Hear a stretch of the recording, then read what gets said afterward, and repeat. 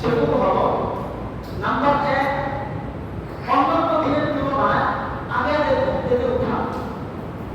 অন্যান্য দিন যেমন ফজরের সময় যতটা আগে উঠে, কোরবানির দিন বা ঈদুল ফিতরের দিন, ঈদের দিন একটু আগে ওঠা।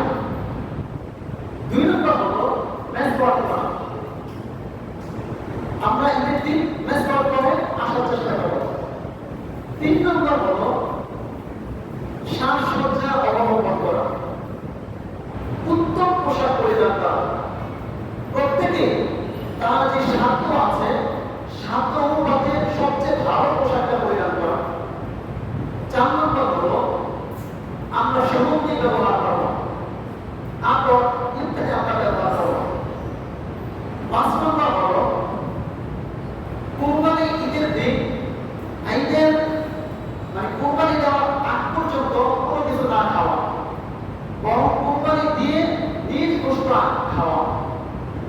5 নম্বর হলো কি যে কোরবানির দিন কোরবানি দেওয়ার আগ পর্যন্ত কোনো কিছু না খাওয়া, কোরবানি দিয়ে এরপর নিজের গোশত দিয়ে খাওয়া। 5 নম্বর। 6 নম্বর হলো আমরা এক রাস্তা দিয়ে যাব, সম্ভব হলে আরেক রাস্তা দিয়ে ফিরবো। যদি আপনার বাড়ি থেকে যেখানে আপনি ঈদের নামাজ পড়তে যাবেন সেখানে যদি 2টা রাস্তা থাকে, তখন এক রাস্তায় যাওয়া আরেক রাস্তায় ফেরা। তবে যদি রাস্তা একটাই থাকে সেক্ষেত্রে যাওয়ার সময় একবার দিয়ে যাওয়া, আসার সময় আরেকবার দিয়ে আসা, আসার সময় ডান পাশ দিয়ে আসা, যাওয়ার সময় বাম পাশ দিয়ে যাওয়া।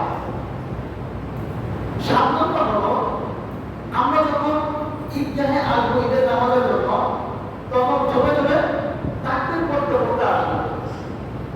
তাকবীরটি হলো আল্লাহু আকবার, আল্লাহু আকবার, লা ইলাহা ইল্লাল্লাহ, আল্লাহু আকবার, আল্লাহু আকবার, ওয়া লিল্লাহিল হামদ। এই তাকবীরটি পড়তে পড়তে আমরা ঈদগাহে আসবো।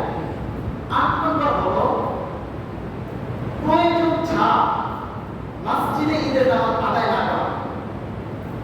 ঈদের নামাজ ঈদগাহে পড়া, মাঠে পড়া, ওজন ছাড়া মসজিদে ঈদের নামাজ না পড়া, যথাসম্ভব ঈদগাহে কিংবা মাঠে ময়দানে ঈদের নামাজ পড়া।